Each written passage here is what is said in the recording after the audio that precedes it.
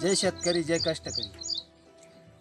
मी एक शेतकरी आहे. माझं नाव दत्तू ठाकरे, राहणार उर्दूळ, तालुका चांदवड, जिल्हा नाशिक. मी सर्व शेतकरी बांधवांना, भगिनींना आणि मातांना एक विनंती करणार आहे या निवडणुकीच्या संदर्भात.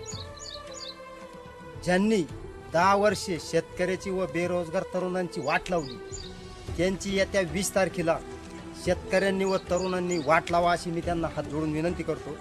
दुसरी गोष्ट अशी का आत्ता जी निर्यात खुली केली असे ऐकलं तर ती फसवी निर्यात असून, निर्यात खुली केली ही फसवी असून शेतकऱ्याच्या जखमेवर मीठ चोळण्यासारखे आहे. कारण ज्या वेळेस आपल्याकडे लाल कांदा होता त्यावेळेस यांनी निर्यात बंदी केली. 4,000 रुपये विकणारा कांदा 1,000 रुपये आणला आणि आपला घात गेल्या 5 महिन्यापासून निर्यात बंदी करून शेतकऱ्याची ज्यांनी पिळवणूक केली, ज्या भाजपवाल्यांनी, ज्या मोदी सरकारने, त्यांची पिळवणूक, त्यांची वाट ह्या 20 तारखेला लावा अशी शेतकऱ्यांना विनंती करतो. दुसरी गोष्ट, द्राक्षाला भाव नाही, कांद्याला भाव नाही, टोमॅटोला भाव नाही, भाजीपाल्याला भाव नाही. याच्यामुळं शेतकऱ्यांनी एक निर्णय वेगळा घेतला. त्यांनी जोडधंदा म्हणून गाईंचा व्यवसाय निवडला. तर एका पाण्याची बिसलरी, 1 लिटरची बिसलरी ही 20 रुपयाला जाते आणि 1 लिटर दूध गाईचं हे 30 रुपयाला जातं. सांगा शेतकऱ्यांनी जगायचं कसं आहे? माझा सुद्धा शेतीचा धंदा आहे, दुधाचा धंदा आहे, याच्यात काहीच परवडत नाही. दुसरी गोष्ट अशी, मोदी बाबांनी सांगितलं होतं का प्रत्येकाला 2 कोटी नोकऱ्या देऊ. नोकऱ्या न दिल्यामुळं शेतकऱ्यांच्या मुलांची आज अशी परिस्थिती, नोकरी नाही तर छोकरी नाही अशी वाईट परिस्थिती झाली आणि शेतकऱ्याच्या मुलाला कोणीच मुलगी देऊ नाही राहिलं. ही शेतकऱ्याची सगळ्यात वाईट परिस्थिती अशी झाली. म्हणून या भाजप 10 वर्षाचा बदला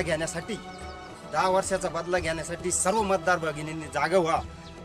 आणि एकच सांगतो, उठ शेतकरी राजा जागा हो, लोकशाहीचा धागा हो. उठ शेतकरी राजा जागा हो, लोकशाहीचा धागा हो, हे सांगतो. आणि येत्या 20 तारखेला दिंडोरी लोकसभेचं मतदान आहे आणि त्याच्यात माझं पण मतदान आहे. म्हणून सगळ्या देशाचं लक्ष लागून असलेलं हे आपलं मतदारसंघ शेतीशी निगडीत असलेलं आहे.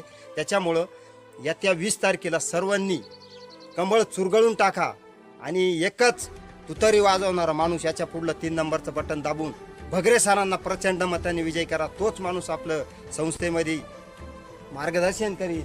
आणि जी निर्यात बंदी आता उठवली, मी सांगतो यावा आमचे सगळे ढेकळं आहे, हे ढेकळं भरून न्यायचे का? सांगा मार्केटला काय न्यायचं? आता निर्यात बंदी ही फसवी, त्याच्यावर 40% जे निर्यात शुल्क लागू असल्यामुळे त्याचे बाजार वर जाणार नाही. आणि ही निर्यात खुल्ली फक्त 20 तारखेपोते. हे नाटक आहे भाजपवाल्याचं, हे फोडून टाकायसाठी.